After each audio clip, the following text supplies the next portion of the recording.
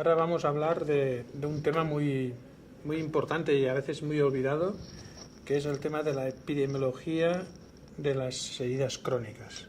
Pero yo me voy a referir más que a las cifras de epidemiología, voy a hablar un poco de cómo calcular la prevalencia, cómo calcular la incidencia, los indicadores que utilizamos cuando nos referimos a la dimensión del problema de las heridas. Antes que nada, me gustaría contextualizar un poco. Sé que varios de los ponentes de este curso vamos a hablar de investigación, y de una manera o de otra, más metodológica, o más aplicada, más práctica, pero es muy importante que cuando hablamos de cuidado avanzado de heridas, pensemos que la investigación es algo que va asociado a ello. O sea, cuidado avanzado de heridas es cuidar bien a los pacientes con heridas, pero cuidado avanzado de heridas es también investigar sobre heridas, es divulgar sobre heridas, es generar conocimiento sobre la atención de heridas. Y aquí les he traído una slide de Albert Einstein y nos permite ubicar muy bien también el tema de la investigación. Esta slide de Einstein nos dice que si seguimos haciendo las cosas como siempre, pues nunca vamos a progresar. Y la investigación es algo que nos va a ayudar a progresar. La investigación es un elemento esencial para progresar. Miren ustedes, en relación con la investigación y también en relación con el cuidado avanzado de heridas, las palabras se las lleva el viento. O sea, si nosotros no sabemos el alcance del problema que estamos tratando, si no sabemos sus dimensiones, si no podemos medir lo que estamos haciendo, si no podemos probar las cosas que decimos, pues estas son palabras y estas palabras se las lleva el viento. Ligado con cuidado avanzado de heridas, muchas veces vendemos muy poco lo que hacemos y esto es muy importante. O sea, tan importante como cuidar a pacientes con heridas es explicar lo que hacemos y sobre todo explicar el efecto de lo que hacemos. Explicar el efecto de lo que hacemos pues es la clave pues, de la supervivencia de las clínicas de heridas, la clave de la supervivencia de unidades específicas dedicadas a la atención a heridas. Pues es muy importante saber lo que hacemos y vender o divulgar estas cosas que hacemos. Esto relacionado con investigación nos lleva a otro tema. O sea, a investigar, señores y señores, se aprende investigando y nadie nace sabiendo investigar. Es más, las personas que hemos tenido el placer de poder hacer nuestros pinitos de investigación, sabemos que cada paso que haces hacia adelante es un paso diferente y cuando miras atrás pues te das cuenta de los errores que cometiste. O sea, saber investigar pues se aprende con la práctica, se aprende con los errores, a investigar se aprende investigando. También les voy a decir que en relación con la investigación, algo siempre es mejor que nada. O sea, un estudio epidemiológico, alguien puede decir que ese estudio es muy malo, ¿no? Sí, pero es que si no hay nada más, o sea, siempre algo será mejor que nada. Y eso es muy importante que lo tengamos en cuenta, que la investigación es un proceso dinámico y es un proceso que forma parte del crecimiento de cualquier profesional. Y miren ustedes, y la investigación es básica para tomar decisiones. Y eso es por lo cual hoy hablo de esto, mañana voy a hablar de economía de salud. Tanto la investigación como la economía de la salud son elementos que debemos integrar en nuestra práctica. Debemos integrarlos porque son elementos básicos para poder ir avanzando. Cuando hablamos de decisiones, estamos hablando de dos grandes tipos de decisiones. Decisiones clínicas, pero no nos olvidemos también que tomamos decisiones a nivel de gestión, decisiones administrativas. Y para ello es básico tener elementos objetivos y entre estos elementos objetivos evidentemente está el conocimiento de la realidad bajo el punto de vista científico, la génesis de conocimiento en base pues, a este método científico. ¿Investigar para qué? Pues miren, la investigación científica es el aumento del saber, el dominio de las circunstancias que nos rodean y la solución de los problemas que se nos plantean. La atención de salud es un sinfín de problemas que se nos van planteando cada día a día y para ello pues, es esencial tomar decisiones en base pues, a elementos objetivos. Toda investigación representa un paso adelante en un determinado campo de conocimiento. Y este paso hacia adelante depende de los hallazgos que le han precedido. Yo ahora estoy hablando del marco teórico en el cual nos vamos a mover para hablar de epidemiología, pero después voy a finalizar mi charla también hablando de una parte muy importante también, que es el divulgar. O sea, si yo investigo y me lo quedo para mí, pues no va a servir para nada. Porque fíjense que este paso hacia adelante se basa en tener en cuenta también los hallazgos que le han precedido. Cualquier científico o cualquier persona que trabaja en una disciplina científica debe tomarse siempre la libertad de plantear cualquier cuestión. O sea, tenemos que dudar de todo. Y plantear las cuestiones, dudar de todos, esto es lo que nos permitirá corregir errores. Yo aquí no voy a hablar de evidencia, pero, por ejemplo, pues mucha de la práctica que utilizamos en el cuidado de heridas es práctica que se basa en la costumbre.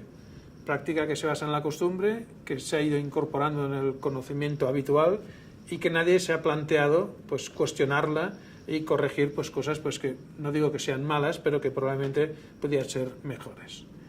Todo esto quiere decir que la persona que trabaja con investigación y que está relacionada con la investigación tiene que tener una actitud crítica, tiene que ser capaz de ejercer la crítica y tiene que ser capaz de asumir la crítica también.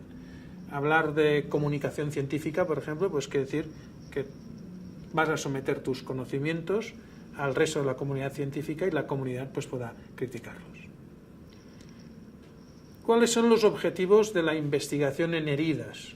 Pues bien, el objetivo esencial de la investigación en heridas es mejorar los cuidados, generar conocimiento, conocer realidades, que esto es muy importante. Yo me voy a referir aquí, no hay investigación experimental para generar conocimiento pues, de nuevas técnicas, sino conocer la realidad, porque conocer la realidad es básico ante lo que nos encontramos. Integrar la evidencia en la práctica, aportar el punto de vista del cuidado avanzado de las heridas a la realidad. O sea, con la investigación lo que hacemos es aportar conocimiento para que otras personas puedan incorporar este conocimiento en la realidad. Evaluar la práctica clínica, evaluar el impacto de las intervenciones, hacer sostenible el sistema. La investigación tiene unas barreras y la investigación en heridas tiene unas barreras que son comunes pues, a muchas disciplinas y a muchas de las personas que trabajamos en la atención de salud. Una es la formación en investigación, o sea, investigar requiere formación, requiere una serie de conocimientos pues que muchas veces pues tenemos conocimientos básicos o conocimientos que no hemos aplicado, entonces pues se convierten en algo pues que no sabemos manejarlos. La investigación en heridas tiene una característica muy importante que es la variabilidad de los fenómenos. O sea, nosotros trabajamos con fenómenos que son muy variables y que son muy variables en circunstancias muy personales. O sea, uno de los problemas que tiene investigar en heridas es la multifactorialidad. O sea, hay elementos, hay problemas de salud en los cuales pues, hay múltiples factores que pueden influir. La multicausalidad, la transversalidad, o sea, nos encontramos con problemas de salud que van de un nivel asistencial a otro. En una misma institución pues nos podemos encontrar con pacientes que van transitando de un lado a otro, etc. La cultura del trabajo en equipo a veces es una barrera a la investigación en heridas, la mala cultura del trabajo en equipo. Otro elemento importante es la incentivación. A veces la investigación pues no está bien la investigación no está bien incentivada y eso pues nos puede plantear problemas. Un tema muy importante también como barrera es la utilidad de la investigación. Si no podemos incorporar la investigación a la praxis, pues vamos a tener problemas y vamos a tener problemas de captar personas pues para que investiguen, etcétera. El integrar esta investigación en la práctica diaria. De todas maneras, yo les daría algunas recomendaciones en relación con la investigación en heridas. Hay una norma básica en investigar que es investigar sobre realidades que conozcamos, o sea, que seamos expertos, y no hay nadie más experto que la persona que está cuidando heridas, es la persona más experta en heridas. Eso nos lleva a un segundo elemento, que es investigar sobre temas que estén relacionados con nuestra práctica, investigar sobre temas que sean pertinentes. ¿Y qué hace pertinente a un tema de investigación? Pues yo diría que la principal pertinencia es que nos permita modificar actuaciones, que nos permita modificar cuidados. Investigar sobre realidades que aporten novedad, y esto es muy importante. Investigar sobre cosas que son obvias, investigar sobre cosas que se conocen en profundidad, pues no tiene ningún sentido. Es un consumo de recursos, pero que no le vamos a sacar el partido, entre otras cosas porque hay muchísimas cosas que no conocemos, ¿no? Entonces, de ahí la importancia de... Y esto, cuando hablemos del proceso de investigación, pues veremos que hay una fase básica, que es el conocer la realidad a través, pues, del análisis de lo que se ha publicado, de lo que se hace, la revisión de bibliografía sobre un tema para ver lo que hay, ¿no? Importante también investigar sobre realidades que permitan aportar utilidad y valor añadido, que permitan modificar la práctica y, evidentemente, investigar realidades que sean éticas. Hay investigación que no es ética, y aunque estamos hoy en día en el paradigma de la práctica basada en la evidencia, pues hay cosas de las cuales no vamos a tener evidencias de alto nivel. O sea, a nadie se le ocurriría hacer un ensayo clínico a un grupo con cambios posturales y a un grupo sin cambios posturales, aunque no existen ensayos clínicos de este tipo. Y alguien podría decir, no, esto es una recomendación de bajo nivel, ¿no? Entonces la ética es muy importante, y la ética nos condiciona muchas veces en la investigación en heridas. ¿Qué soporte tenemos para investigar? Pues mire, tenemos un soporte básico, que es el método científico. El método científico, pues, es una manera estructurada de trabajar. El método científico nos marca un camino. El método científico incluye, pues, toda una serie de procesos y procedimientos que nos van a permitir llevar a cabo una investigación. A partir de observaciones, pues, nos planteamos preguntas. A partir de esas preguntas, pues, planteamos hipótesis. Esto nos lleva a experimentar, esto nos lleva a sacar conclusiones, documentar, y estamos en un proceso de no acabar. El método científico es trabajar de una manera estructurada, ya sea para hacer hipótesis, ya sea que las vamos a comprobar experimentalmente, ya sea para describir realidades, que es lo que vamos a hacer, pues, en este caso con la epidemiología de las heridas crónicas. La investigación nos obliga a hacernos preguntas, 3 pasos fundamentales. Uno de ellos es hacernos preguntas específicas sobre la realidad que nos rodea, de ahí que no hay nadie mejor para investigar que quien conoce esta realidad. Recabar información válida y relevante, y eso quiere decir, pues, tener un método adecuado, y reexaminar la realidad a la luz de estas respuestas y plantearnos nuevas preguntas.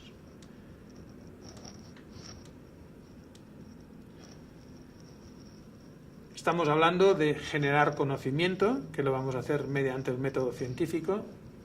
Estamos hablando de difundir conocimiento, que lo vamos a hacer mediante la comunicación científica.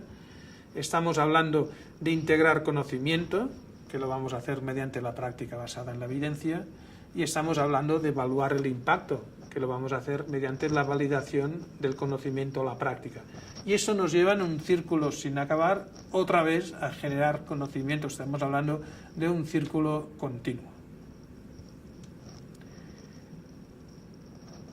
No voy a hablar de ello porque hay otros ponentes que van a hablar de ello, pero ustedes saben, pues, que hoy en día nos basamos en diferentes tipos de estudios o diferentes tipos de evidencia. La opinión de expertos, que sería el nivel más básico, no es un tipo de estudio, pero a partir del caso clínico, que es la evidencia de más bajo nivel, la serie de casos clínicos, los casos y controles, los ensayos clínicos no aleatorizados, los ensayos clínicos aleatorizados y los metaanálisis, nos encontramos, pues, con diferentes tipos de estudio que nos van a ayudar a tomar decisiones.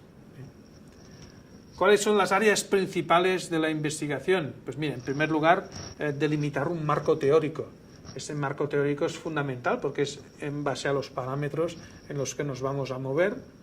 Esto nos permitirá, en un segundo lugar, plantear las hipótesis, si es pertinente. A veces hay estudios sin hipótesis, y los objetivos.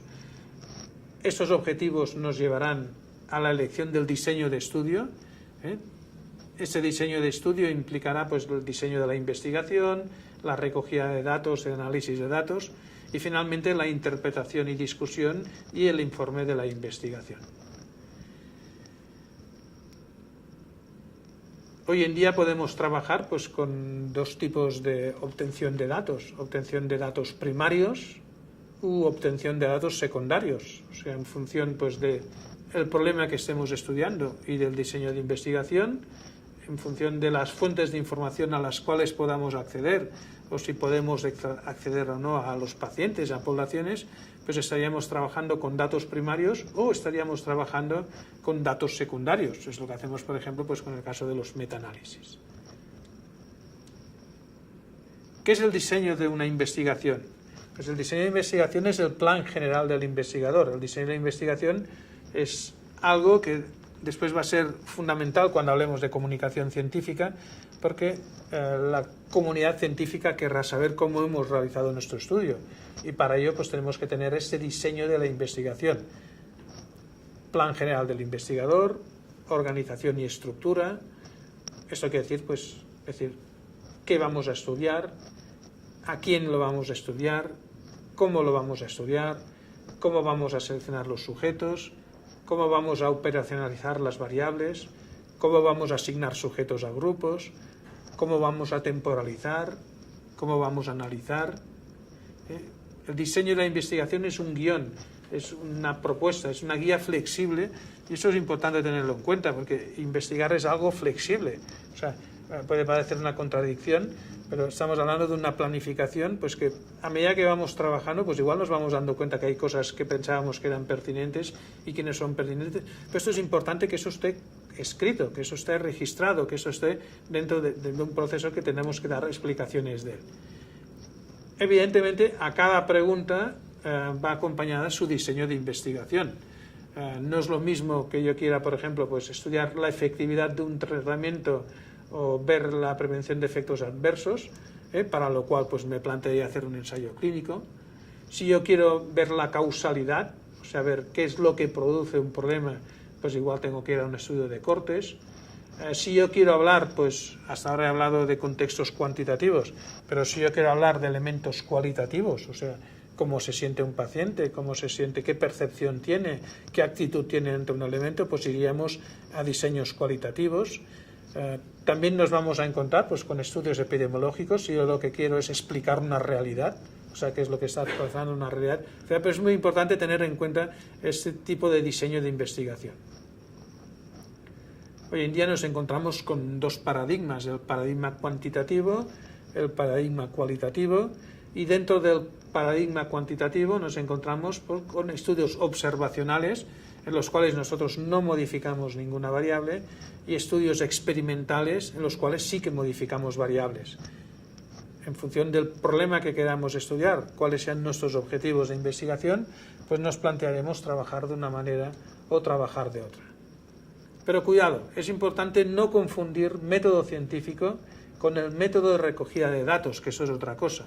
El método de recogida de datos forma parte del método científico, forma parte de la metodología, pero el método científico no se reduce solo a recoger estos datos, esta observación.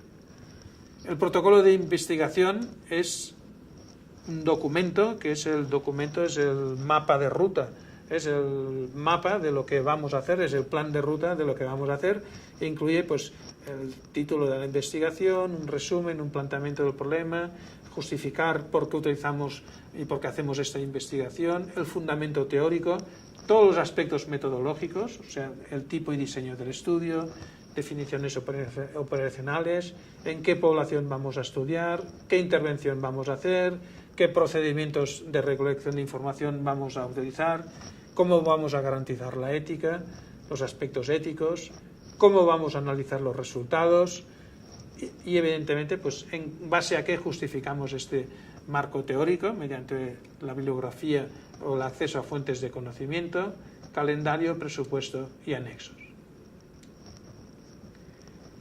Cualquier investigación debería empezar con algo básico como es el estado de la cuestión.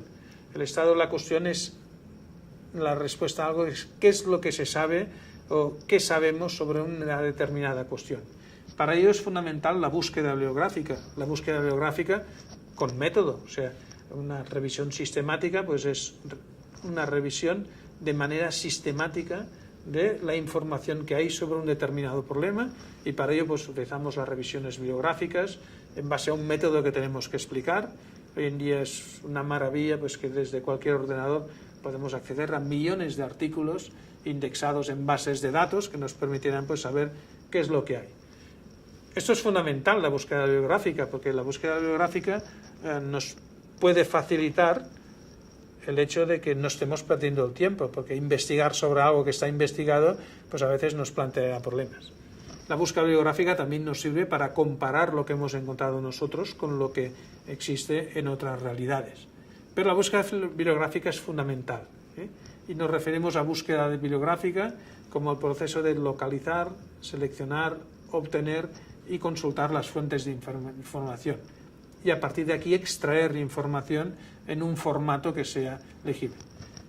Fíjense si es importante la búsqueda bibliográfica, que hay trabajos que se basan solo en búsqueda bibliográfica, o sea, los trabajos de metaanálisis, las revisiones sistemáticas se basan en una selección sistemática y metodológicamente escrupulosa de la información existente sobre un tema determinado. Con la búsqueda bibliográfica lo que buscamos es no repetir lo que ya se sabe, y esto, insisto, puede parecer de perogrullo, pero a veces vemos investigaciones pues que están diciendo cosas que ya se sabían. Miren ustedes, investigar es apasionante, pero investigar implica consumir recursos. Yo les diría, consuman sus recursos, su tiempo, en cosas que les permitan pues aportar conocimiento. La búsqueda bibliográfica nos ayuda también para contrastar metodología, contrastar la metodología que hemos utilizado nosotros con la de otros autores, identificar errores, orientar estrategias de investigación o de análisis y comparar o discutir resultados. La búsqueda bibliográfica les permitirá afinar en un tema muy importante, que es la formulación de su pregunta de investigación. Este es un elemento básico dentro del proceso del diseño y el desarrollo de una investigación. El proceso de investigación, que empieza con generar una idea, establecer un problema, revisar qué es lo que hay mediante la revisión del marco teórico, revisión literaria. Esto nos permite afinar el problema de investigación en base a una hipótesis, un alcance de esta investigación, y ello nos lleva de lleno a diseñar esta investigación, a seleccionar en quién vamos a investigar, si es una muestra, si es una población, etcétera, a recoger datos, analizar datos y finalmente a realizar un informe de investigación. Bien, de todas maneras, tal como he comentado antes, no todo se puede cuantificar o medir de manera objetiva, ni se puede convertir en números. Y esto nos lleva pues a que cada vez, y sobre todo en el tema de la atención a las heridas, cada vez contemplemos más la utilidad de la investigación cualitativa. Yo creo que no es ni ir de un extremo al otro, ni o todo cuantitativo o todo cualitativo, sino que la triangulación pues nos permite comparar o nos permite complementar la investigación cualitativa con la cuantitativa. El paradigma positivista de la investigación nos obliga a trabajar de manera objetiva, a convertir las realidades pues en algo que podamos medir, y eso implica procedimientos sistemáticos, ordenados, responder a las preguntas planteadas y someter a prueba las hipótesis. El diseño de la investigación nos permitirá ejercer control sobre la investigación, al estar trabajando sobre su estructura, dar coherencia a los resultados, relacionar con las preguntas, y el diseño de la investigación nos permitirá responder de manera práctica y concreta a las preguntas de investigación. Mediante el diseño de la investigación especificamos los pasos para controlar variables extrañas, sesgos, cuándo lo hacemos, dónde lo hacemos, etcétera, y qué información estamos dando, los aspectos éticos. El diseño pues lo vamos a trabajar en función de las variables que queramos no más que variables, de la pregunta de investigación a la cual queramos responder. ¿Hay diseños mejores o peores? Pues de entrada no. O sea, no hay que confundir el diseño, la metodología, con el método de recogida de datos, y aquí quien nos condiciona es la pregunta de investigación. Es la pregunta de investigación que nos va a decir qué diseño tenemos que hacer. Aparte de la pregunta de investigación está otro elemento que es la factibilidad. O sea, por mucho pues que el diseño ideal sea un ensayo clínico, si yo tengo muy pocos pacientes, pues igual tendré que ir a otros tipos de diseños o lo que sea. Hecha esta introducción, vamos a ir de lleno a lo que sería la epidemiología de las heridas crónicas. Esto nos obliga a definir qué es la epidemiología. La epidemiología es una disciplina científica instrumental, porque sirve a muchas disciplinas dentro de las ciencias de la salud, que estudia la distribución, la frecuencia, los factores determinantes, las predicciones y el control de los factores relacionados con la salud y con las distintas enfermedades existentes en poblaciones humanas definidas. O sea, la epidemiología lo que nos permite es principalmente describir las enfermedades y describir el estado de salud en poblaciones humanas definidas. La epidemiología nos permite conocer la distribución y frecuencia de factores relacionados con la salud en poblaciones humanas definidas. ¿Por qué?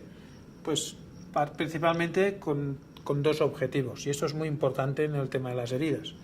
En primer lugar, para conocer la realidad y tomar decisiones en base a esta realidad, y en segundo lugar, para poder evaluar intervenciones.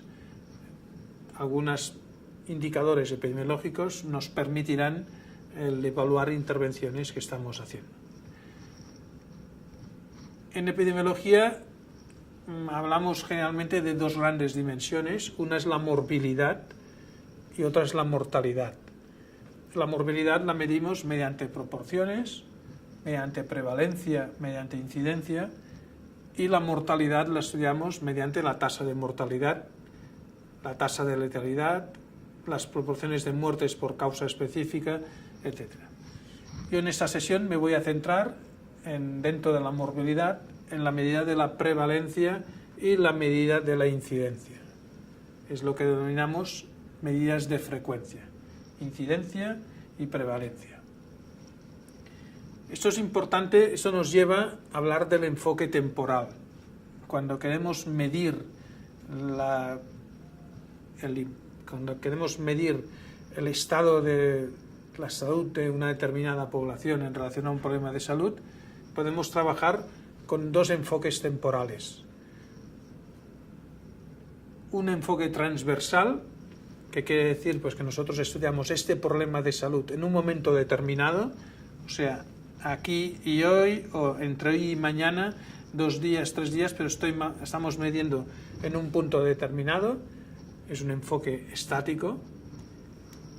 Y en contrapartida tenemos enfoques longitudinales que nos permiten seguir un problema de salud durante un periodo de tiempo determinado. Ese seguimiento sería lo que haríamos en un enfoque longitudinal.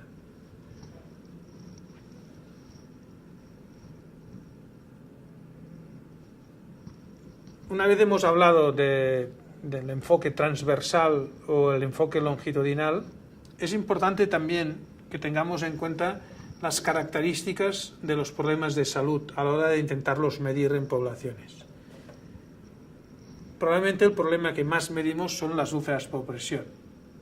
Y hay que tener en cuenta aquí varias cosas que van a condicionar el que hagamos un estudio longitudinal, un estudio de prevalencia, de incidencia, o un estudio transversal, un estudio de prevalencia. En úlceras por presión es importante saber que un paciente puede tener más de una úlcera por presión. Después vamos a ver que cuando nosotros medimos el impacto del problema, nosotros no medimos úlceras por presión, medimos pacientes que tienen úlceras por presión. Y el hecho de tener úlceras por presión puede representar tener una o tener 14 úlceras por presión. La duración. La úlcera por presión de categoría 1 es una úlcera que si está bien tratada, en 2 o 3 días la podemos solucionar. Un estadio 2, una categoría 2, pues nos lleva más tiempo, nos lleva 7 días, 10 días, 12 días. Un estadio 3 pues nos puede llegar hasta un mes, mientras que tenemos úlceras por presión de estadio categoría 4 que nos puede demorar su tratamiento 6 meses, 8 meses, un año. Otro elemento relacionado con las úlceras por presión es el diagnóstico. El diagnóstico de las úlceras por presión es importante trabajar con un diagnóstico común. Para ello pues tenemos clasificaciones del grupo, el National Pressure Advisory Panel, el grupo europeo, sociedades nacionales que asimilan pues estas clasificaciones. Pues es importante que todos hablemos de lo mismo. Esto es especialmente importante sobre todo en las úlceras de estadio 1 que a veces nos plantean problemas. Otro problema importante en las úlceras por presión es la dinámica temporal del problema. A veces nos encontramos, un mismo paciente puede estar sin úlceras por presión, tener úlceras, curar las úlceras, no tenerlas, volverlas a tener, y eso nos va a condicionar, pues como vamos a ver posteriormente, cuando hacemos un estudio, si es incidencia, prevalencia, etc. En el caso de las úlceras venosas, y pensando en el cálculo de incidencia o de prevalencia, es importante tener en cuenta su condición temporal.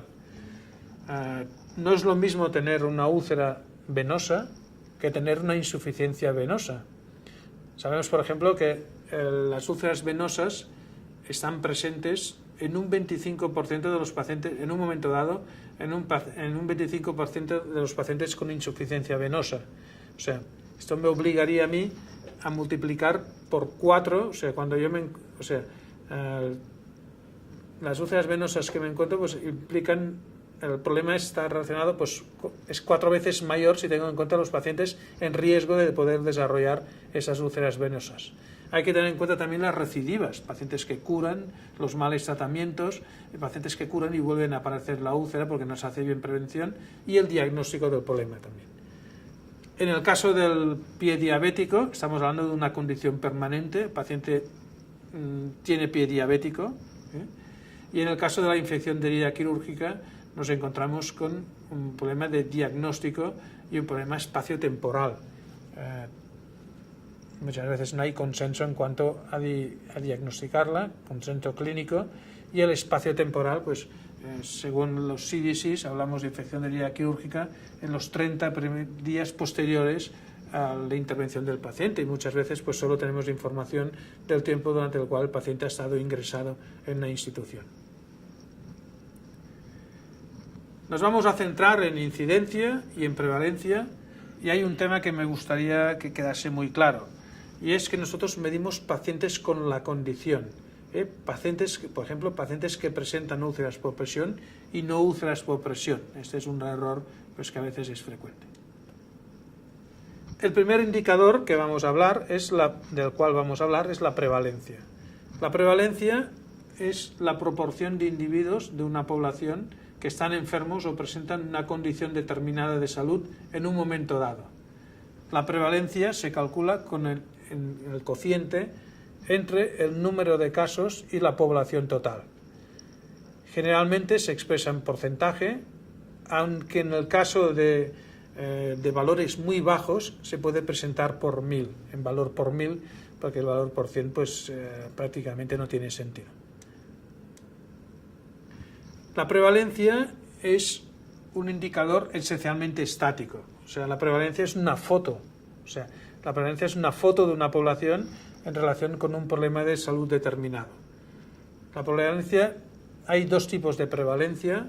La más habitual es la prevalencia puntual, o sea, prevalencia tal día, prevalencia tal semana. También a veces hay estudios que son muy complejos y no tenemos información de un día, sino de lo que ocurre en una población en 3-4 días, una semana aproximadamente. A ello le llamamos puntual. Y hay otro tipo de prevalencia que es la prevalencia de periodo. De todas maneras, la prevalencia de periodo no expresa realmente el alcance de los problemas, y por la complejidad que representa, muchas veces pues ya se pasa directamente a calcular la incidencia, a la cual después nos referiremos. Para calcular la prevalencia y hemos definido la prevalencia como el número de pacientes que tienen una determinada enfermedad, condición, problema de salud dividido en la población total, tenemos que saber claramente algunos elementos. En primer lugar, la condición de salud o de enfermedad que se va a estudiar. Imagínense ustedes que yo pregunto pues, en la audiencia cuál es la prevalencia de pacientes fumadores y pregunto en la sala pues, cuántos fumadores hay. Esto nos plantea un problema y es ¿qué entendemos por paciente fumador? O sea, la persona que fuma 2 cigarrillos, o sea, cualquier persona que tenga contacto con un cigarrillo ya es fumador, o decimos, bueno, no, aquí vamos a sacar los ocasionales y nos vamos a referir pues como fumador a la persona que fuma habitualmente más de 5 o 6 cigarrillos al día, por ejemplo. O sea, esto es muy importante. Si no definimos esto, pues podríamos tener dentro de la categoría fumador pues la persona que ocasionalmente fuma un pitillo el fin de semana, 1 o 2 pitillos el fin de semana. En la misma categoría pues la persona que fuma 25 cigarrillos o 30 cigarrillos al día. En el caso de las úlceras por presión es muy importante que utilicemos una clasificación, un sistema de clasificación de úlceras por presión pues que nos diga que el paciente realmente tiene una úlcera por presión. ¿Cómo se definen los casos? Es muy importante. O sea, ¿qué entendemos? Y un error frecuente pues es tener en cuenta pues número de lesiones y no pacientes con úlceras por presión. Es importante definir los casos. ¿En qué población se va a estudiar? Esto es muy importante. Nos hemos referido a la prevalencia como un cociente entre población con un determinado problema y la población expuesta a este problema. Entonces es muy importante que nosotros aportemos información de en qué población. Los pacientes ingresados en un hospital, los pacientes ingresados en una unidad de este hospital, la población atendida en un determinado sitio, toda la población, etcétera. Y es muy importante que sepamos cuándo se va a estudiar. O sea, cuando yo aporto cifras de prevalencia, tengo que decir es la prevalencia de tal día, tal periodo. Exacto. Vamos a poner un ejemplo. Dar respuesta a la pregunta: ¿cuál era la prevalencia de úlceras por presión en el hospital de Elche el día 23 de mayo de 2013? Si se localizaron 35 pacientes con UPP entre 356 pacientes hospitalizados. Aquí tenemos los elementos claves. Sabemos los pacientes que tienen úlceras por presión, sabemos los pacientes que estaban hospitalizados y eso nos permitirá pues calcular la prevalencia en base a este cociente. 35 dividido entre 356 multiplicado por 100 en este caso, porque estamos hablando de un porcentaje, nos permite decir pues la prevalencia de úlceras por presión en el hospital de Elche era el día 23 de mayo del 9,83%. Vamos a complicar un poco la cosa. ¿Qué entendemos por casos? Pacientes con úlceras por presión. Cuando hablamos de pacientes, pues hay el investigador debe plantearse algunas preguntas. Todos los pacientes en riesgo, por ejemplo, excluimos unidades de no riesgo. Tiene sentido, pues si hay unidades que decimos el riesgo es nulo de úlceras por presión, la vamos a incluir en el denominador. O sea, es muy importante explicar claramente a la población del denominador. Miren ustedes, en este mismo ejemplo, si yo utilizo todos los ingresados, pues tengo una prevalencia del 9,58%. Ahora bien, si yo digo, no, es que mire, de esos 365 pacientes, voy a excluir a 65 pacientes, porque son los pacientes ingresados, todos los ingresados, excepto los pacientes en pediatría, porque en mi hospital pues tengo una unidad pediátrica que no tiene enfermos terminales, que no tiene UCI pediátrica y que es población que se mueve, los pacientes de oftalmología, los pacientes de obstetricia. Fíjense ustedes que este 9,58 se convierte en un 11,66%. O sea, esto es una manera de modificar las cifras de prevalencia. De todas maneras, cuando excluimos a pacientes hay que explicar a qué pacientes excluimos y cuidado con las unidades porque esto nos obliga a plantear algunas preguntas. Hay pacientes ectópicos, o sea, pacientes que no están ingresados en la planta donde les toca, ¿Qué pasa con los pacientes de urgencias? Hay sitios donde el paciente de urgencias está 24 horas en una camilla. ¿Lo consideramos paciente a incluir o no? ¿Qué pasa con hospitalización ambulatoria, etcétera? Otro elemento también a considerar es, por ejemplo, dar cifras en base al denominador de pacientes en medio o alto riesgo de úlceras por presión. Yo en el caso de las úlceras por presión no sería partidario de diferenciar por riesgos, o al menos si se diferencia por riesgos, yo daría la información general de toda la población, con independencia del riesgo, y de los pacientes en riesgos. ¿Por qué? Pues porque hablar de pacientes en riesgo como denominador me obliga a hablar de cómo se define el riesgo, en base a qué escala. O sea, yo puedo estar utilizando una escala que sea poco sensible, que sea poco específica, que no esté validada. ¿Cuándo se define el riesgo? No es lo mismo el riesgo al ingreso, que, por ejemplo, yo puedo tener pacientes que solo se les ha valorado el riesgo al ingreso, es un paciente de no riesgo de úlceras por presión, y en cambio, pues el día 3 que ha sido intervenido se convierte en un paciente de alto riesgo, pero no tengo valoración, tengo la inicial. ¿Quién define el riesgo? Esto es muy importante. Si utilizo un instrumento con gran variabilidad interobservadores, pues esto me va a falsear.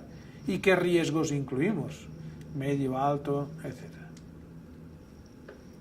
¿Cuál sería la finalidad de la prevalencia? Pues mira, la finalidad de la prevalencia sería comparar.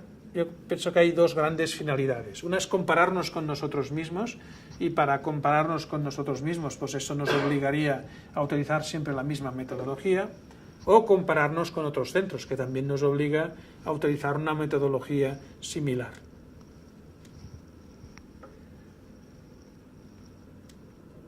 Siguiendo con el ejemplo del Hospital de Elche, vamos a ir continuando con elementos pues, que pueden condicionar la prevalencia. Establecimos pues, que teníamos una prevalencia de 35 dividido entre 356, un 9,83% de pacientes. Pero aquí añadimos una variable diferente. El investigador nos dice, y de estos pacientes, de estos 14 eran pacientes con úlceras por presión en el talón.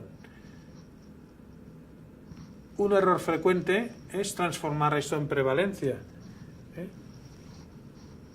Si yo digo que divido 14 entre 356,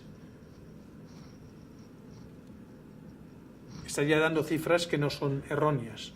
Cuando tengo cifras de pacientes con úlceras por presión en el talón, la prevalencia de úlceras por presión no es 40%, sería 14 dividido entre 356.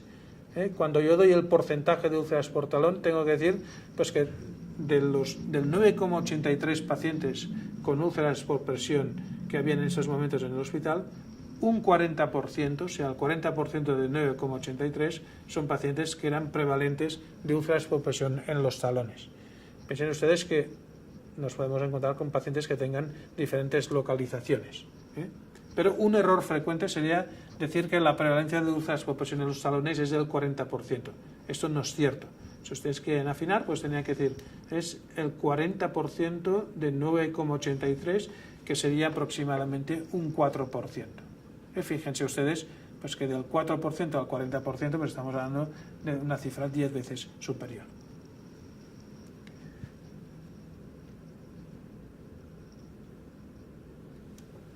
Con el cálculo que les he comentado, pues estaríamos hablando del 3,93%. Y cuidado, o sea, es muy importante ser exquisitos con las palabras, porque una cosa es pacientes que presentan al menos una UPP en el talón, y otra es el número de UPP en talones. O sea, que es muy importante que en la fase de método tengan muy claro qué es lo que ustedes quieren realmente medir. La prevalencia tiene una serie de condicionantes. En primer lugar, ¿quién recoge la información? No es lo mismo que recoja la información un equipo de úlceras, que en teoría serían personas formadas en el tema y que saben diagnosticar correctamente los pacientes y que conocen bien la metodología, que por ejemplo una comisión de calidad en base a registros indirectos. Yo les puedo asegurar que por la experiencia que tengo hay muy pocos registros electrónicos que nos permitan calcular de manera fehaciente la prevalencia. O sea, cuando calculamos prevalencias tenemos que ir directamente a la fuente primaria, tenemos que ir a mirar pacientes o al menos preguntar a los profesionales que los están atendiendo.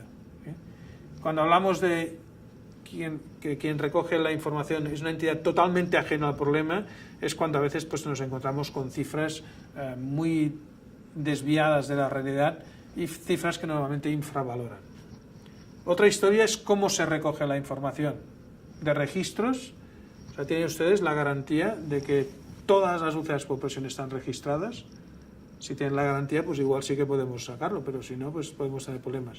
De encuestas profesionales, algunos autores incluso sugieren que el mejor sistema es que el equipo que está haciendo el corte de prevalencia observe directamente a los pacientes, o sea que debería observarse en el día del corte de prevalencia deberían observarse todos los pacientes. ¿Cuándo se recoge la información? En este caso, esto es muy importante. Cuando me refiero a periodo de tiempo, me refiero que no es lo mismo, o sea, las úlceras por presión tienen una cierta estacionalidad. Si yo recojo información cuando tengo el hospital vacío, o sea, hay más pacientes ancianos, que en teoría son más pacientes en riesgo de úlceras por presión en época de frío que en época de calor. Entonces es importante pues, que tengan en cuenta que el periodo de tiempo es representativo. Y hay otro tema muy importante también, es si tiene consecuencias el indicador, si va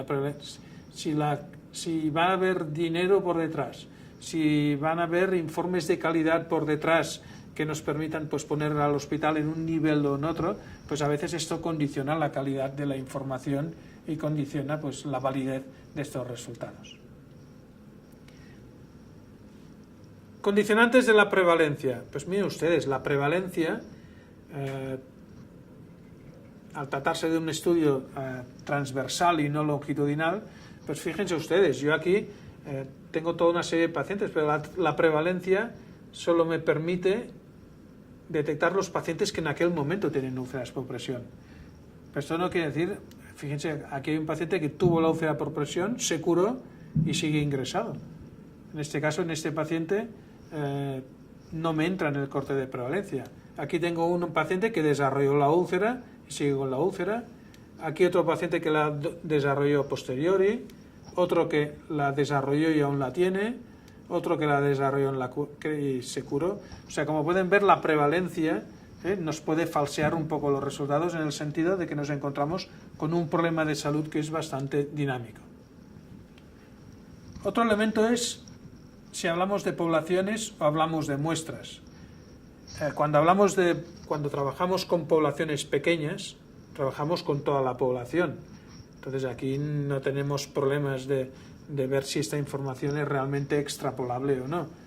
Pero cuando las poblaciones son muy grandes y no podemos trabajar con toda la población, entonces trabajamos con muestras. Nosotros, si lo que queremos decir es que la prevalencia de esta muestra es la prevalencia de la población, tenemos que asegurarnos de que esta población es representativa. A partir de la población yo establezco una muestra y a partir de esta muestra, si tiene una serie de características, yo puedo inferir. Pero insisto, si esta muestra no tiene el tamaño adecuado, si esta muestra no es representativa, si no tiene la calidad adecuada, si resulta pues, que la muestra la he cogido en un hospital con todos los servicios y la he cogido solo de pacientes de medicina interna, pues probablemente tengo una muestra sesgada, porque en este hospital no solo hay pacientes de medicina interna y probablemente en medicina interna se va uniendo con más pacientes con y en riesgo de úlceras por presión. Existen métodos estadísticos que nos permiten calcular el tamaño y la calidad de la muestra. Y esto es muy importante cuando ustedes trabajen con muestras, es muy importante que definan estos métodos. En este curso pues habrán personas que les explicarán cómo podemos calcular una muestra en un momento dado. De todas maneras, cuando hablamos de prevalencia en base a muestras, es importante que añadamos alguna información. Fíjense este ejemplo. Durante el año 14 de abril de 2005, en una población de pacientes de hospital en España, se escogieron aleatoriamente a 8.475 pacientes, de los cuales 698 presentaban UPP en un momento dado. la pregunta que se hacen los autores es: ¿puedo establecer yo la prevalencia de úlceras por presión en pacientes hospitalarios? Aquí en este caso la prevalencia sería de un 8,24%. Pero ¿estamos seguros de que esta población representa a toda la población? ¿Estamos seguros de que esos valores? Aquí viene cuando nosotros trabajamos con un elemento que es el intervalo de confianza. El intervalo de confianza de la prevalencia en una muestra es un indicador estadístico que nos habla de cuán confiables son nuestros datos al explotarlos a la población general. En este caso, yo tenía una prevalencia del 8,24%, pero al calcular el intervalo de confianza me dice que en un 95% de los casos tengo un 95% de posibilidades de que la prevalencia esté entre 7,67 y 8,85. Esto es muy importante. Cuando hablamos de muestras, tenemos que hablar de intervalos de confianza. O sea, no solo la prevalencia media, que sería el 8,24, sino que tenemos que aportar esta información. Evidentemente, cuanto menor sea el intervalo de confianza, es sensible al tamaño de la muestra. Cuanto más pequeña es la muestra, pues más problemas vamos a tener. Importante que nos aseguramos que la muestra sea totalmente representativa. Y aquí lo que les comentaba, o sea, hay una probabilidad del 95% de que la prevalencia de las UCB en España esté entre el 7,67 y el 8,85%.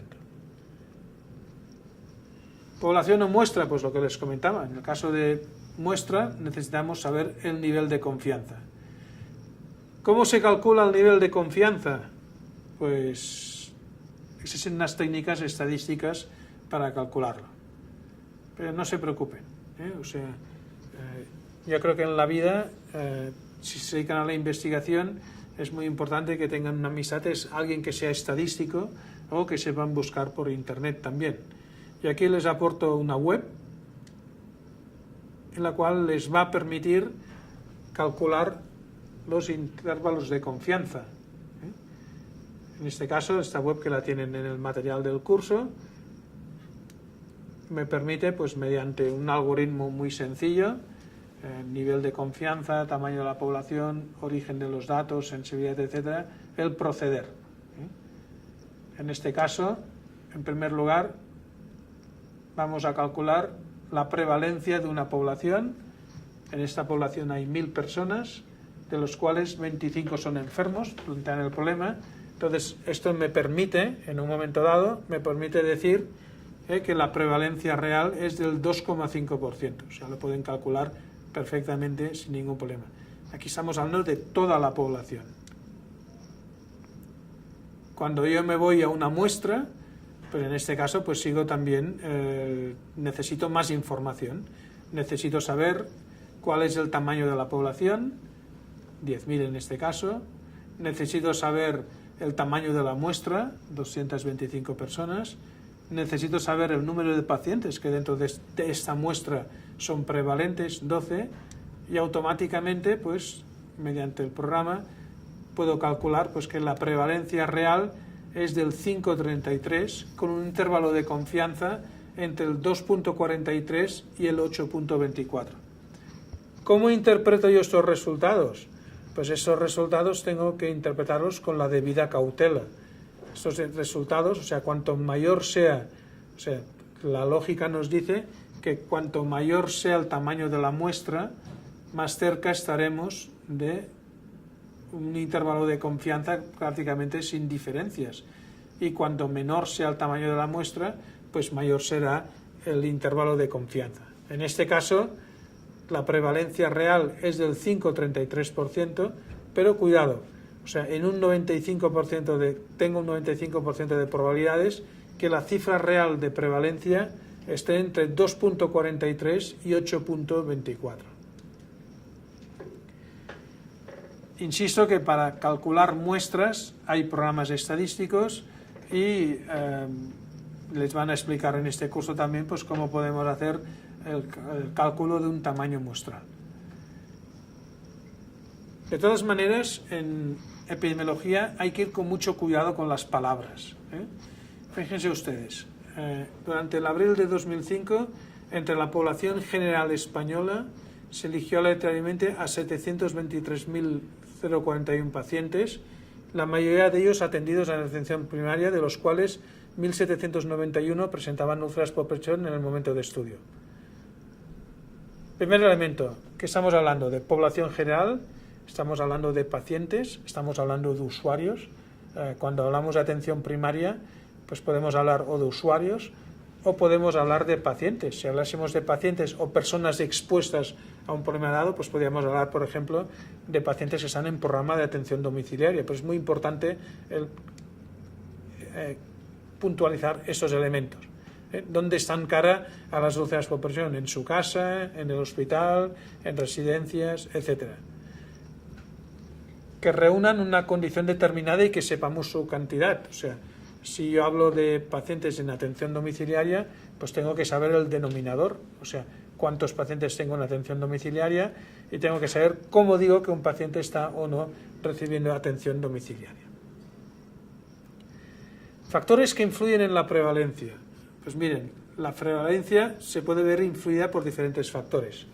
Aumenta cuanto más duración tiene la enfermedad,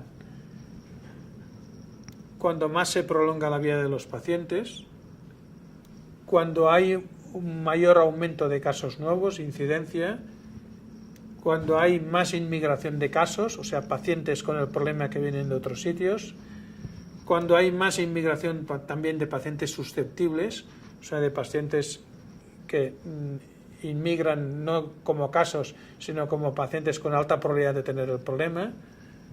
Cuando tenemos una alta inmigración de personas sanas, o sea, sacamos del denominador personas que no tienen tanto riesgo para este problema, y cuando mejora el diagnóstico. Esto es típico. O sea, cuando mejora el diagnóstico, por ejemplo, de úlceras por presión, siempre automáticamente hay un rebote de la prevalencia. ¿Por qué? Pues porque problemas que antes no eran considerados como úlceras por presión, por ejemplo, hay personas que consideraban que un estadio 1 no era una úlcera por presión, lo consideran como tal. ¿Por qué puede disminuir la prevalencia? Pues por una menor duración de la enfermedad, por una elevada letalidad, o sea, porque los pacientes mueran por este problema, con lo cual yo a la hora de hacer el estudio pues no tengo pacientes porque se me han muerto, pero tenían este problema, porque disminuye la incidencia, porque tengo inmigración de personas sanas, porque tengo inmigración de casos, o sea, casos que se me van a otros sitios, o porque hay aumentos también de la tasa de curación. Limitaciones de la prevalencia. Hay que ir con cuidado con la prevalencia. La prevalencia es apetitosa porque es fácil de calcular, pero la prevalencia tiene sus limitaciones. Les voy a poner un ejemplo. Tenemos dos unidades. Una unidad A con un 20% de prevalencia. En esta unidad hay 8 pacientes sobre 40 con úlceras por presión. Y una unidad B que tiene un 10% de prevalencia, con 4 pacientes sobre 40. Yo les preguntaría, y es muy difícil preguntar a una cámara, pero yo les preguntaría, ¿qué unidad presenta peores resultados? ¿La unidad que tiene un 20% o la unidad que tiene un 10%? Probablemente a priori, pues digamos, la unidad que tiene un 20%, ¿no? Eso es lo que diríamos a priori. Pero cuidado porque las cifras nos pueden engañar cuando hablamos de prevalencia. Miren ustedes, la unidad A, que tenía un 20% de prevalencia, resulta que de estos pacientes, 6 ingresaron con la úlcera por presión y 2 desarrollaron la úlcera por presión mientras estaban ingresados. En realidad, si yo trabajase con la prevalencia de pacientes con UPP originadas en la unidad, si yo hubiese recogido, o sea, voy a buscar la prevalencia de pacientes que han desarrollado úlceras, no con úlceras por presión, sino que han desarrollado las úlceras por presión en la unidad, que es un indicador de mayor calidad, es del 25% del 20%, que es de un 5%.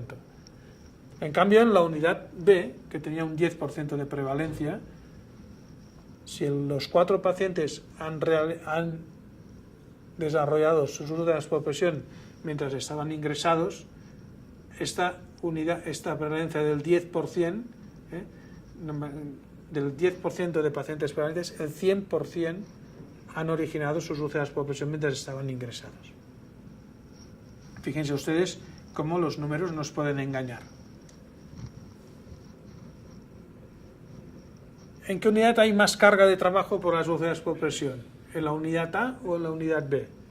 Yo después les voy a poner varios ejemplos en los cuales, aparte de la prevalencia, recogemos más información que nos permite medir el problema. Fíjense ustedes, en esta unidad A tenemos 8 pacientes. Estos 8 pacientes presentan 11 úlceras por presión, de las cuales 4 son categoría 1, 6 categoría 2 y 1 categoría 3. En la otra unidad hay 7 pacientes con úlceras por presión. ¿Qué unidad va a tener más carga de trabajo? La unidad que tiene 11 pacientes, tiene 8 pacientes con úlceras por presión, o la que tiene 4 pacientes con 7 úlceras por presión. Pues fíjense ustedes, si ustedes son un epidemiólogo que no conoce el problema, automáticamente dirá la unidad A. Pero si ustedes que conocen el problema, pues me dirán, oye, Joan Enric, no es lo mismo una úlcera de categoría 4, que me lleva media hora a curarla o 3/4 de hora a curarla 3 días a la semana, que una úlcera por presión de estadio 1. Fíjense ustedes que aquí tenemos una de categoría 4, 2 de categoría 3, mientras que en otro lado solo tenemos una de categoría 3.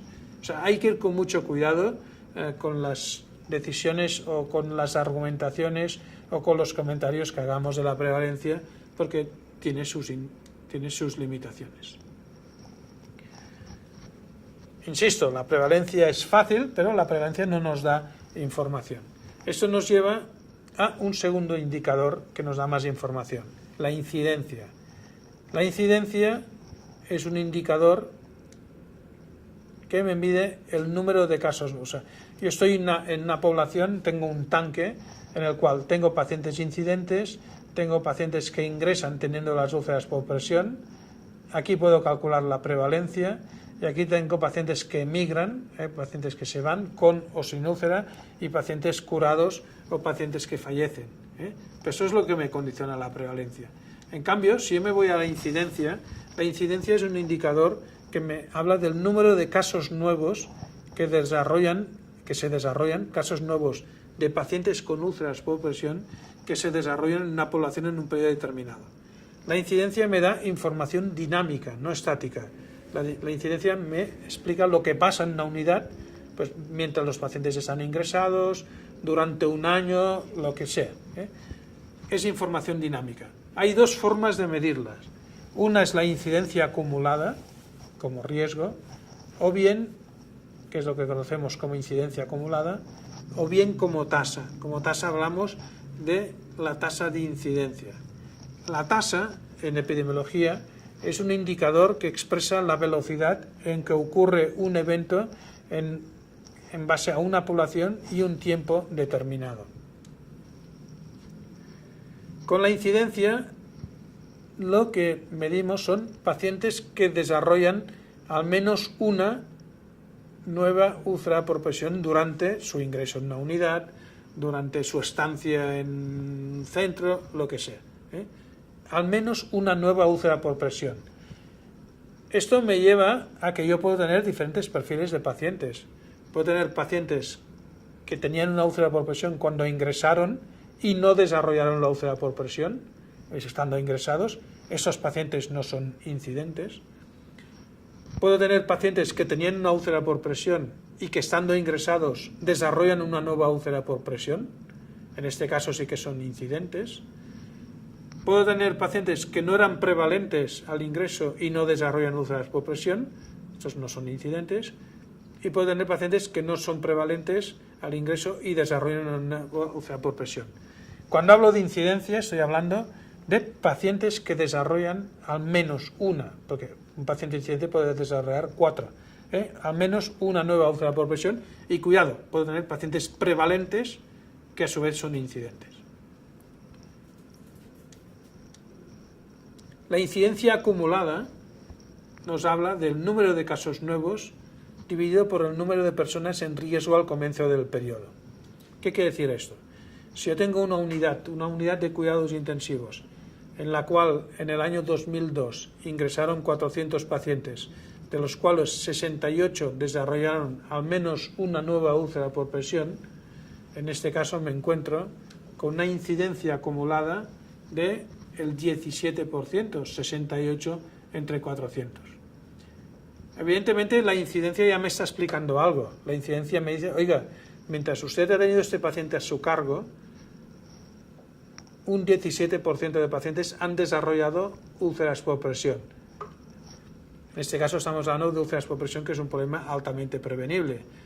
La incidencia, pues a veces la utilizamos con independencia del cuidado que hacemos. Por ejemplo, en época gripal, pues hablamos, o sea, las alarmas epidemiológicas se disparan cuando hay un número determinado de nuevos casos dividido por la población general. Pero yo me estoy orientando a heridas crónicas en concreto, sobre todo a úlceras por presión. Insisto que en población general, pues no sé las cifras exactas, pero cuando el número de pacientes que desarrollan gripe en relación a la población global pues pasan del 4 por 100.000 o del 10 por 100.000 o del 20 por 100.000, entonces se considera pues que estamos en situación de epidemia. En el caso de las úlceras por presión, pues por ejemplo hablamos de cuidados. En el caso de pie diabético, por ejemplo, pues estaríamos hablando de cuidados de manera indirecta, o sea, el número de pacientes con diabetes que desarrollan pues un episodio de pie diabético. Algunas características de la incidencia acumulada. Es un indicador adimensional, requiere de un periodo temporal de referencia para que tenga pleno sentido, y en el caso de las úlceras por presión tenemos algunos problemas a tener en cuenta. Claro, la incidencia nos habla del número de pacientes que desarrollan una nueva úlcera por presión en relación con la población total, ¿no? Pero ¿tienen todos los pacientes las mismas posibilidades de desarrollar una úlcera por presión? Pues probablemente no. El paciente que está 3 días ingresado en una UCI no tiene el mismo riesgo que el paciente que está 7 días ingresado o que el paciente que está 30 días ingresado. Si yo comparo una unidad en la cual los pacientes están ingresados 7 días frente a una unidad de crónicos en la cual los pacientes están ingresados 90 días, en 7 días de ingreso o en 90 días de ingreso, el riesgo, en principio, las posibilidades de que este paciente haga úlceras por presión son diferentes. Esto nos lleva a hablar de lo que llamamos la incidencia acumulada. La incidencia acumulada, que es en realidad la tasa de incidencia, nos permite relacionar los casos nuevos con personas y el tiempo que estas personas están en riesgo. Si en el 2014 tengo 1.220 ingresos en la UCI y estos 1.220 ingresos me totalizan un total de 7.568 días de estancia y tengo 123 pacientes que desarrollan al menos una nueva úlcera por presión durante su ingreso, en este caso la tasa de incidencia estaría en 16,25 pacientes incidentes de úlceras por presión por cada 1.000 días por paciente. Fíjense ustedes que en este caso estamos comparando este indicador con tiempo. Indica el potencial de cambio poblacional, es dimensional, incluye el tiempo en el denominador y explica el dinamismo. A nivel de complejidad, la prevalencia es lo más fácil de calcular, la incidencia es más compleja, y la densidad de incidencia, la tasa de incidencia, la incidencia acumulada estaría en el punto intermedio y la tasa de incidencia o incidencia acumulada, densidad de incidencia es el indicador que nos lleva más tiempo, pero es el indicador que nos aporta más información. También tengo que decirles que aquí yo estoy haciendo una revisión sistemática ahora sobre este tema y sobre incidencia de úlceras por presión en unidades de cuidados intensivos, y hay poquísimos estudios que nos reporten densidad de incidencia. Incluso es más, dentro de estos poquísimos estudios hay muchas diferencias en cuanto al denominador, hay denominadores mal calculados. En resumen, cuando hablamos de prevalencia, si nos referimos al numerador, estaríamos hablando del número de casos existentes en un momento dado, mientras que en la incidencia estaríamos hablando de casos nuevos en un periodo de tiempo especificado. En ambos casos la población es la población expuesta al problema o enfermedad, ingresados durante un periodo de tiempo o ingresados en este día en concreto. El énfasis de la prevalencia es la presencia o ausencia de la enfermedad, mientras que el énfasis de la incidencia es la aparición de casos nuevos. Y los usos o utilidades serían, en el caso de prevalencia, describir poblaciones, establecer la carga o impacto de un determinado problema, mientras que en la incidencia sería conocer el problema de salud, estudiar calidad, estudiar el efecto de intervenciones específicas. Por ejemplo, cualquier ensayo clínico implica incidencia, ya sea en dos grupos paralelos o ya sea en un grupo antes-después. La imagen de la realidad en la prevalencia es parcial, sería una fotografía, mientras que la incidencia es más global, sería una película. La prevalencia es más fácil y rápido de realizar, la incidencia es más difícil, lenta, exige mucha disciplina. La calidad de la información es regular, de menor calidad en la prevalencia, en la incidencia es buena, de más calidad, y la exigencia metodológica pues es baja en la prevalencia, alta en la incidencia. O sea, estamos hablando pues de estudios realmente diferentes. Falta un tema aquí que no sale en los slides, es que sería la calidad de los estudios sobre incidencia retrospectivos. Hoy en día lo que sabemos y la revisión sistemática a la cual les hacía referencia hace un momento nos indican que los estudios que buscan incidencia retrospectivamente, la buscan en registros, son estudios que notifican menos incidencia. O sea que un estudio de incidencia, lo lógico y lo más razonable es que sea un estudio prospectivo y no retrospectivo. O sea, cuando miramos retrospectivamente, pues se nos escapan casos y encontramos cifras más bajas. Trucos prácticos, pues miren, hacer prevalencias continuadas. O sea, si yo repito la prevalencia 6 veces al año, pues es como si tengo una foto de estas que la paso repetidamente y parece que esté en movimiento. Otro truco, pues hacer prevalencia y recoger más datos. Problemas, pues tenemos varios problemas en cuanto a la incidencia y la prevalencia de úlceras por presión. Uno es el problema de los eventos adversos. Hoy en día saben ustedes que los eventos adversos pues es algo que se está en la agenda, en las agendas de seguridad, pero los eventos adversos no miden pacientes que desarrollan úlceras, sino que miden úlceras solo, con lo cual los eventos adversos solo pueden ser comparados con eventos adversos.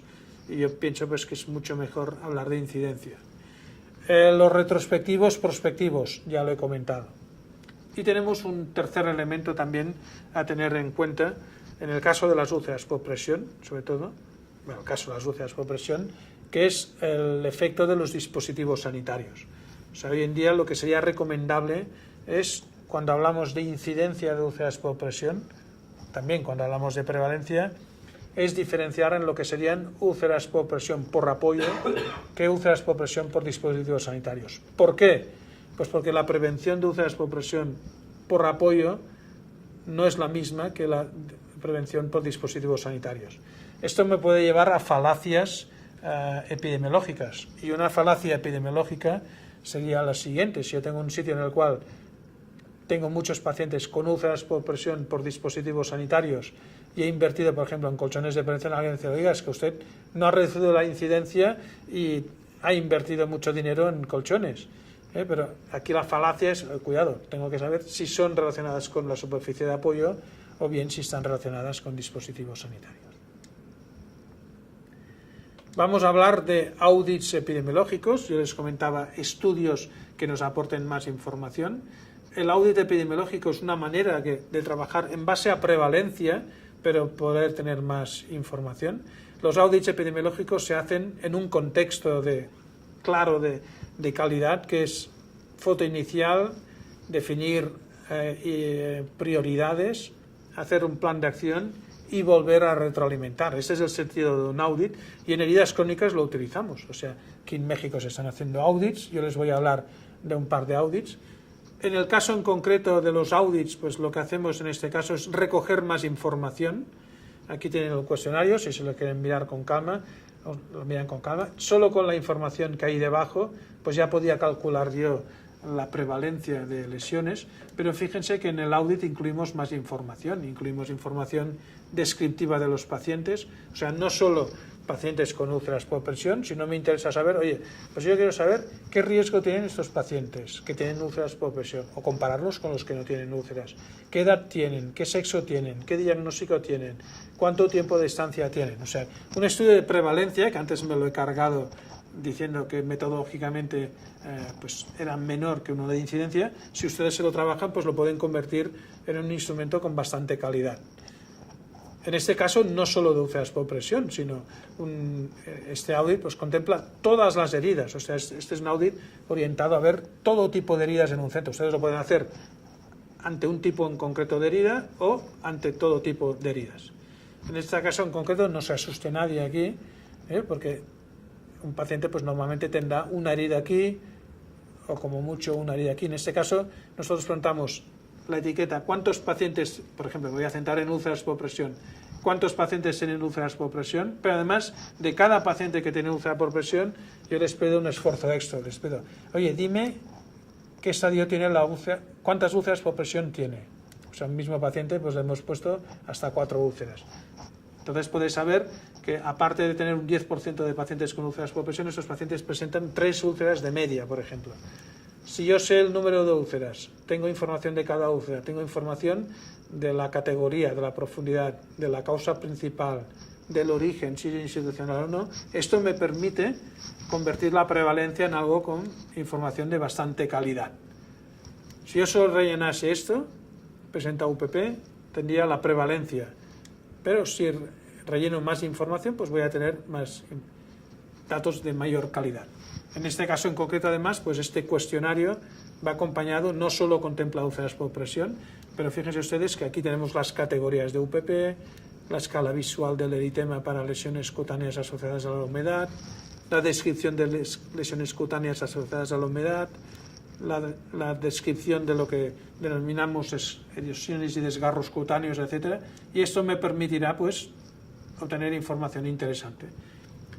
Esto, por ejemplo, esto es un trabajo presentado en un congreso, es un audit de heridas que hicimos en el Parc Sanitari Pere Virgili de Barcelona, un centro sociosanitario, y me permite, para poder dimensionar el problema, el alcance del problema de las úlceras, de las heridas, no de las úlceras por presión, pues con este audit pues puedo decir, pues mire, una información muy interesante también que no he comentado antes, es importante cuando hacemos un corte, decir, pues mira, yo tengo 309 pacientes de 319 camas, porque cuanto más cerca esté a la ocupación total, más representativos son mis datos de la realidad de este centro. Aquí tengo 116 pacientes con heridas, que es un 37,5%, con 2 heridas de media por paciente. Y fíjense ustedes, 15% de úlceras por presión, 11% de heridas quirúrgicas traumáticas, 7%. Eso es lo que me permite un audit. Voy a ser muy breve aquí. Pero el audit también me permite decir, oiga, pues cuáles son las localizaciones más frecuentes en esta institución. Ya no hablo solo de... O sea, yo podría decir, no, es que 15%, ¿no? Sí, pero 15%, pero aquí puedo hablar pues de localizaciones, etcétera. En otro tipo de heridas pues puedo dar más información, etcétera. Si ustedes entran en las variables, en el audit pueden entrar también en las variables relacionadas con el coste y, por ejemplo, pues podemos tener información del porcentaje de pacientes que son tratados con cura en ambiente húmedo, cura tradicional. O sea, fíjense ustedes que el audit, el estudio de prevalencia por sí solo puntual, solo información de pacientes que son prevalentes, está bien, pero si complementan información, pues pueden sacar información muy interesante.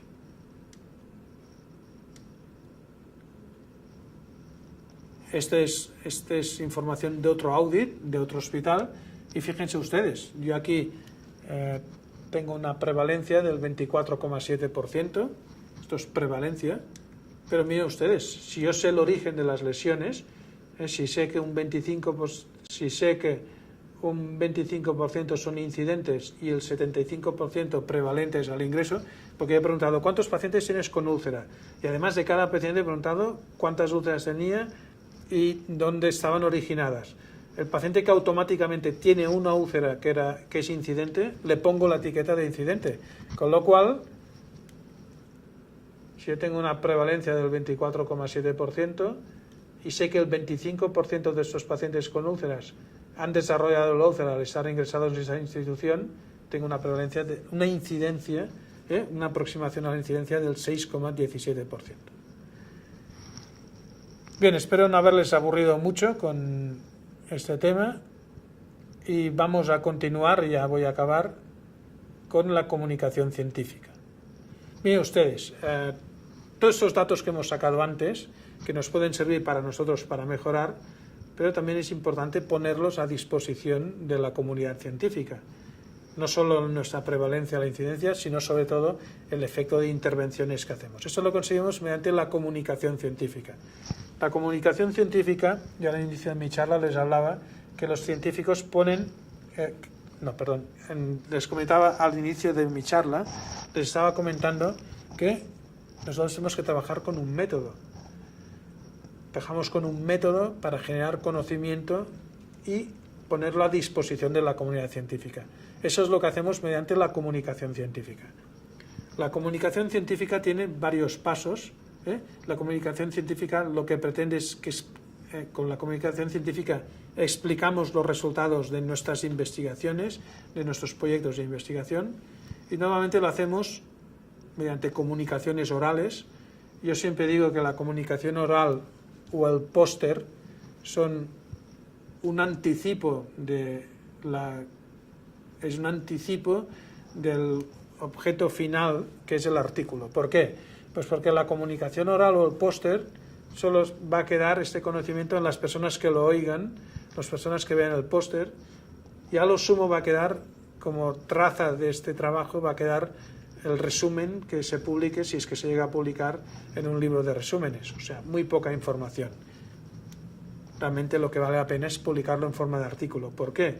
Porque esos artículos tienen mayor difusión, son más extensos y se indexan en bases de datos que son a las cuales cualquier persona puede acceder y puede obtener esta información. Comunicación oral o póster siempre son pasos intermedios hasta llegar al artículo. La ponencia sería un tipo de comunicación diferente, sería más actividad docente o más actividad de síntesis de evidencia, pero normalmente en ponencia, también a veces, pues si es un investigador clave, pues puede tener más tiempo que no en una comunicación oral. Pero normalmente la ponencia es una síntesis de evidencia más que presentar realmente un trabajo. Importante, los investigadores deberíamos plantearnos al iniciar una investigación el hecho de publicarla. Insisto, publicar la investigación es poner en disposición del resto de la comunidad científica el trabajo que hemos desarrollado. No solo ponerlo a disposición, ¿para qué? Pues para aumentar el acervo de conocimiento, pero cuidado, también para ser discutido. O sea, cuando alguien presenta un artículo, pues lo que está dando tiene que explicar cómo lo ha hecho, hay una serie de requisitos, pero también lo somete al juicio de la comunidad científica. Y la comunidad científica pues puede decir, oiga, pues ese trabajo está bien, no está bien, usted se ha equivocado en esto, usted está haciendo asunciones pero que no son realidad, etc. Pero la comunicación científica es base, es un elemento básico cara a generar conocimiento y a discutirlo. La comunicación escrita tradicional se basa en que el autor acaba su investigación con un informe de investigación. En el informe de investigación explica qué le planteó hacer lo que va a hacer, por qué lo ha hecho, cómo lo ha hecho, a quién lo ha hecho, qué resultados ha encontrado y cómo discute estos resultados, qué explicación les da con el análisis que quiere hacer él o bien comparándolo con la literatura. Unas conclusiones y evidentemente en qué basa, pues en qué bibliografía basa. Todo esto pues va a parar a un formato escrito, que es un escrito ya sea en papel o digital, que es accesible mediante biblioteca o hoy en día mediante internet, pues podemos acceder, o incluso hay trabajos que son accesibles de manera libre, accesibles al resto de la comunidad científica. El autor, pensando en comunicación científica, yo tengo mucho material aquí para revisar, pero yo lo que les diría es establezcan quién van a ser autores cuando están diseñando el estudio. Porque como autor hay unas normas. Autor es la persona que ha hecho una contribución significativa en el trabajo.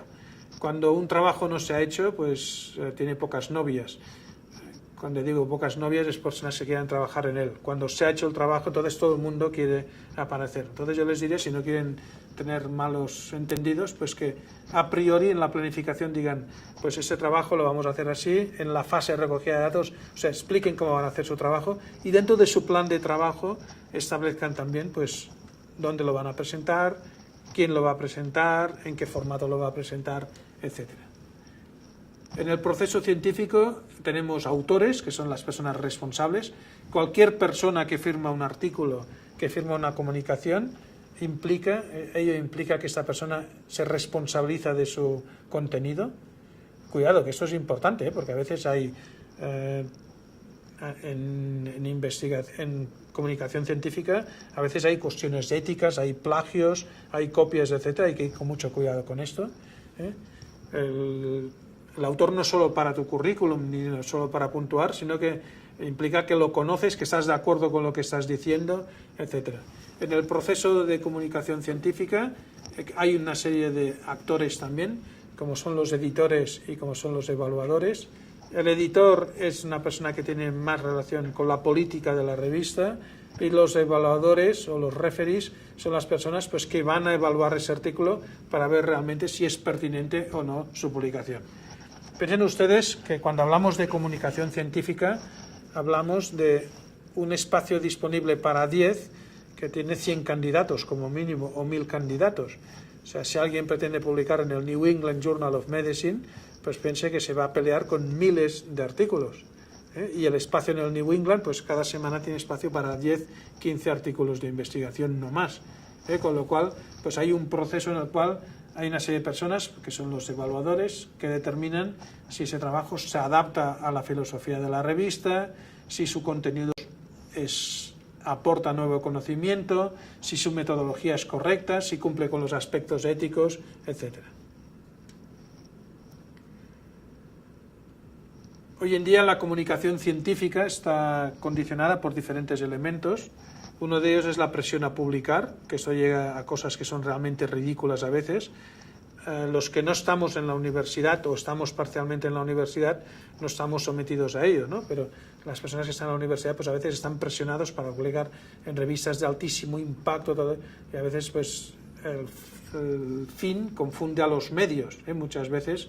O sea, yo si publico es para que avance mi comunidad científica y para que avance pues las personas que tenemos a nuestro alcance, ¿no? Pero esto pues aquí todo el mundo es libre de hacer lo que quiera, ¿no? Revistas electrónicas, revistas impresas, cada vez tenemos más revistas electrónicas que implican pues una manera diferente, y revista electrónica no quiere decir no prestigio, cuidado. Hay revistas electrónicas que son coladoras, de la misma manera que hay revistas en papel que son coladores, ¿no? Pero la revista electrónica facilita la rapidez de producción y distribución, el precio es mucho más barato de producir un producto electrónico, pero también entran en bases de datos, etcétera. Y la revista electrónica permite, por ejemplo, una mayor interacción del autor-lector, introducir más contenido en base a ficheros anexos, etcétera.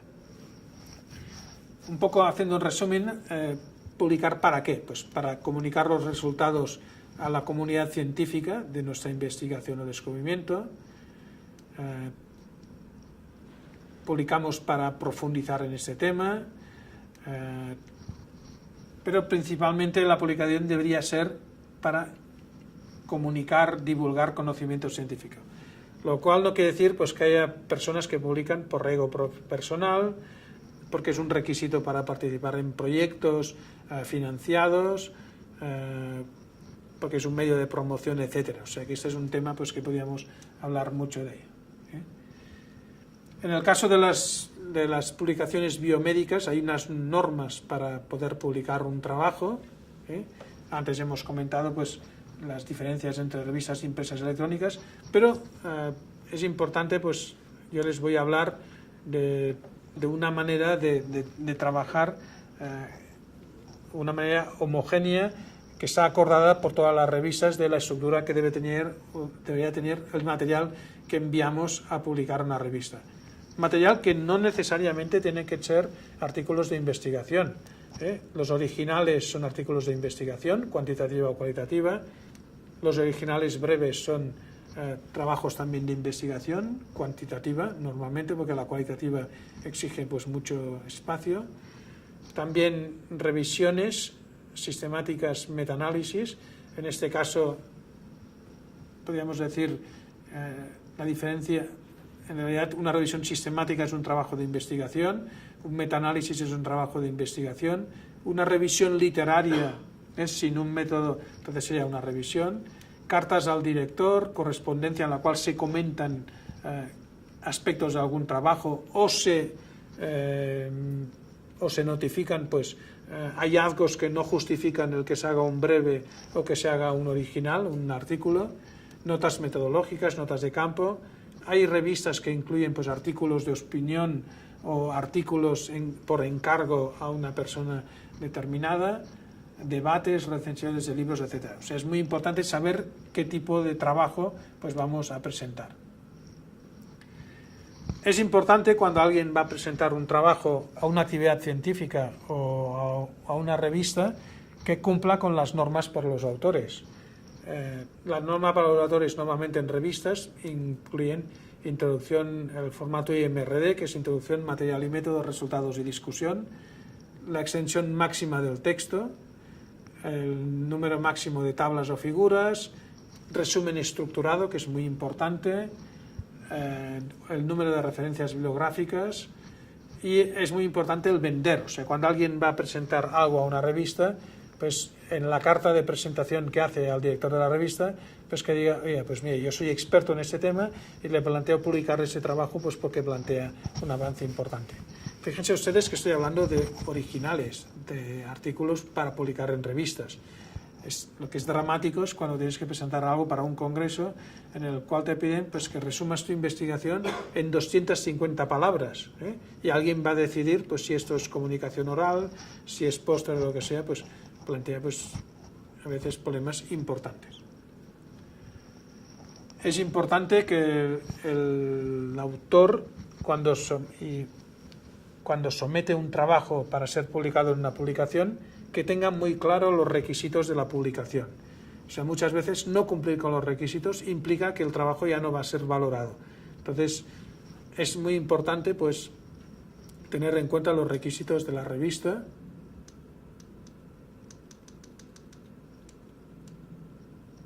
El formato, normalmente trabajamos con lo que denominamos el formato IMRD.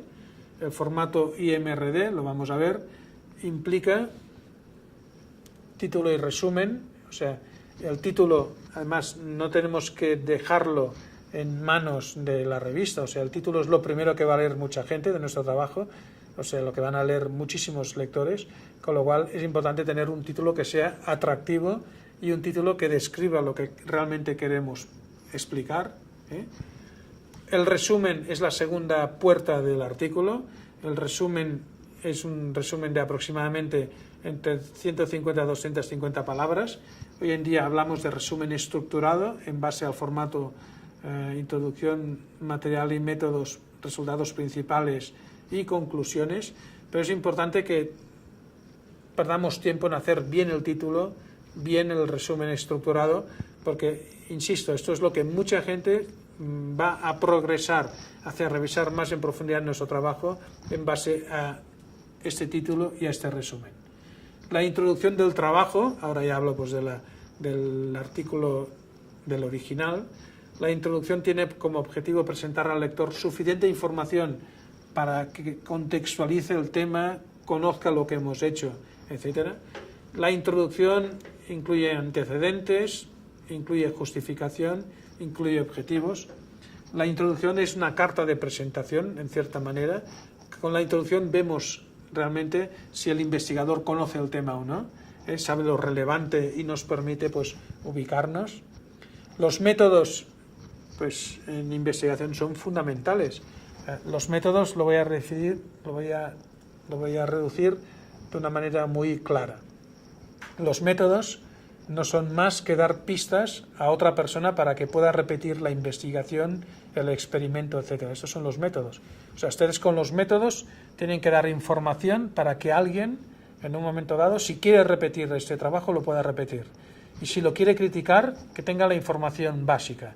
Los métodos tienen que tener la información básica que nos permiten ver cómo lo hemos hecho, para ver si lo hemos hecho bien o no, y si alguien lo quiere repetir o no. Los resultados son, evidentemente, es una parte muy importante. Vamos a hablar de introducción, material y métodos, resultados. En la fase de resultados, los autores lo que hacen es explicar los hallazgos principales de su investigación. O sea, hay muchas investigaciones en las cuales es imposible explicar todo lo que hemos hecho, entonces es muy importante que el autor tenga claro el relatar los resultados que son principales, los resultados que están orientados con los objetivos de investigación, con el método, etcétera. No torturar, hay una expresión que es el torturing data, no torturar con cantidades ingentes de información que no nos permitirán tomar conclusiones. Hacer un artículo es el final de un proceso de investigación y a veces lo que se hace es publicar diferentes artículos porque es imposible publicar toda la información de un trabajo. La discusión es una parte en la cual, a partir de los resultados que han contado los autores, pues lo que hacen es explican lo que significan teóricamente estos resultados, los discuten pues con lo que han encontrado otros autores, si es que hay otros autores que los han encontrado. En la discusión los autores pues también deberían resaltar las debilidades de su trabajo, o sea, decir, pues mire, yo he encontrado eso, pero probablemente me he equivocado, pues porque ha habido algo que me ha fallado, etcétera. Pero la discusión es una parte muy importante. En la discusión, insisto, nos permite resaltar las limitaciones, pero además nos permite plantear futuras investigaciones o dar el testigo a otros investigadores para que ellos pues vuelvan a continuar investigando sobre el tema. Y finalmente la bibliografía. La bibliografía es la lista de referencias, de documentos que hemos utilizado para elaborar pues nuestro artículo de investigación. No por poner más referencias tiene mejor nivel el artículo. O sea, los que nos dedicamos pues a investigación, y normalmente yo les aconsejo que se dediquen a líneas de investigación, con lo cual profundizarán, irán conociendo más este tema. Eso te permite pues ver a veces pues personas que falsean las listas de referencias, porque utilizan referencias que no son pertinentes o citan referencias con realmente contenidos que no lo son. Incluso a veces pues hay referencias mal referenciadas, pero que se vienen arrastrando de otros artículos, etcétera. Yo el consejo que les daría en las referencias es no pongan excesivas referencias, pongan las que han utilizado, no caigan en el error de la autocitación, de poner las referencias de uno mismo, etcétera, y más vale que su sobre que no que su falte, ¿no? Al revés, más vale que su falte que no que su sobre. Las tablas deben realizarse de acuerdo pues con las normas de la revista.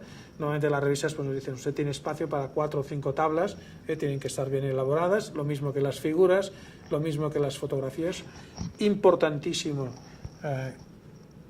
en cualquier trabajo que vamos a publicar, que vamos a presentar, eso no lo he comentado antes, garantizar que hemos cumplido con los aspectos éticos. O sea, hay revistas que si no contemplas los aspectos éticos, automáticamente no te valoran el trabajo. Hay listas de comprobación, hay listas de checklist pues que nos permiten pues ver una autocomprobación de que hemos cumplido con lo que la estructura, el contenido, etcétera, al menos de manera formal. Normalmente en las revistas lo que hacen es revisar por expertos. Hay revistas que te piden que tú pongas 2 expertos y son los que van a valorar, y los expertos son los que dicen este trabajo vale la pena, este trabajo no vale la pena. Normalmente las revistas pueden hacer 3 cosas: o te dicen que no automáticamente, o te dicen que sí automáticamente, que pasa en muy pocas ocasiones. Normalmente las revistas lo que te dicen es que sí, pero los revisores te proponen pues una serie de aclaraciones, modificaciones, etcétera. Los revisores normalmente deberían revisar a ciegos, sin saber a quién están revisando. Por ejemplo, se han dado casos pues, de que revisores se han enterado, la investigación es muy competitiva, y se han dado casos de revisores que se han enterado de por dónde iban equipos con los cuales estaban compitiendo. Esto, por ejemplo, con el tema del SIDA, pues planteó un debate muy importante sobre a quién se atribuía el descubrimiento del SIDA, si a Montagnier, el otro no me acuerdo cómo se llamaba, y todo vino de un artículo, estaban atorados. Uno estaba atorado en la investigación y al ver un artículo, al valorar un artículo, pues le dio pistas, y eso planteó pues, un problema ético muy importante. Si ustedes, todas las revistas médicas, hay varios estilos, pero la mayoría de revistas médicas, en ciencias de la salud, los estilos es otra cosa, me refería a las referencias. La mayoría de revistas utilizan las normas de Vancouver. Las normas de Vancouver son el resultado de una primera reunión que se hizo en Vancouver, en la Columbia Británica, de directores de revistas para unificar criterios. Entonces, esto buscan por internet las normas de Vancouver y verán las normas actualizadas, y ahí lo explica todo. Ahí explica pues la estructura de los artículos, contenido de los artículos, cómo citar. Yo les comentaba antes la citación, porque la bibliografía normalmente se cita por normas Vancouver, pero existen otros sistemas, por ejemplo las normas APA, y hay muchas revistas de enfermería que utilizan las de la American Psychological Association. O sea, esto es importante que ustedes miren la revista, miren las instrucciones, las cumplan. Normalmente las revistas en su web pues nos explican pues las normas que utilizan, etcétera. En las normas de Vancouver pues normalmente se van actualizando las revistas que están anteriores, pero normalmente una revista de calidad, cuando ustedes vayan a un apartado muy importante que está en la web, que son las instrucciones para los autores, ahí les van a dar todas las instrucciones. En algo te refieren, por ejemplo, a Vancouver, pero otras pues igual te dicen, no, nosotros pues la bibliografía es según la APA o según las normas de Vancouver o lo que sea.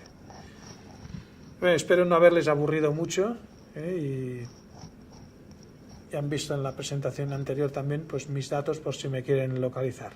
Muchas gracias.